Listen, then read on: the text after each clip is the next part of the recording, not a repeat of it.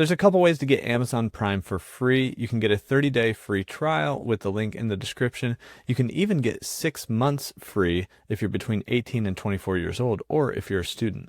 So that link will take you to this page where you can get this free 30-day trial.